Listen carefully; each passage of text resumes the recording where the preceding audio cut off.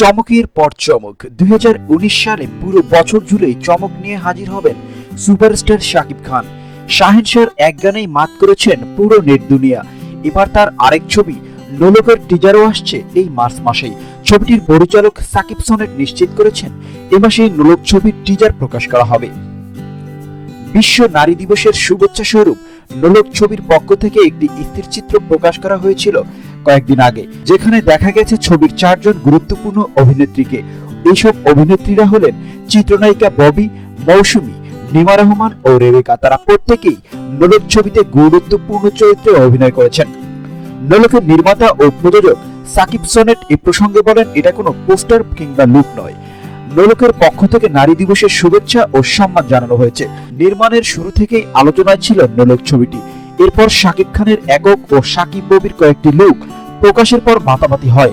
মাঝখানে থেমেছিল নোলকের শুটিং। ছবির নির্মাণ শুরু করেছিলেন পরিচালক রাশেদ রাহা।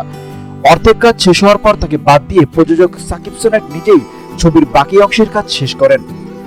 রাহা ও সনেটের দ্বন্দ্বের কারণে আটকে ছিল নোলকের শুটিং ও পোস্ট প্রোডাকশনের কাজ। বর্তমানে ছবিটি মুক্তির জন্য প্রস্তুতি নেওয়া হচ্ছে বলে জানিয়েছেন সাকিব সনেট। তিনি জানান, সেন্সরের জন্য এফডিসি থেকে এনওসি প্রয়োজন। ইতিমধ্যে ওই অনুমতি দেয়া হচ্ছে এফডিসি থেকে। সেন্সর ছাড়পত্র না পাওয়া পর্যন্ত মুক্তির তারিখ ঘোষণা করতে চান না তিনি। নোলক ছবির কাহিনী সংলাপ ও চিত্রনাট্য করেছেন ফেরারি হরহাত। তো প্রিয় ভিউয়ার, আসছে নোলক ছবির টিজার কেমন হবে বলে আপনি মনে করছেন? জানিয়ে ফেলুন আপনার মতামত নিচের কমেন্টে। আজ বিদায় নিচ্ছি, তবে দেখা হচ্ছে নতুন কোনো ভিডিও নিয়ে। সে পর্যন্ত ভালো থাকুন, সুস্থ থাকুন, থাকুন নিরাপদে।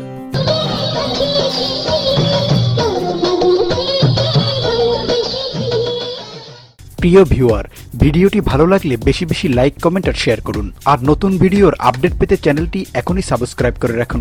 সেই সঙ্গে পাশে থাকা বেল আইকনটিও প্রেস করতে ভুলবেন না।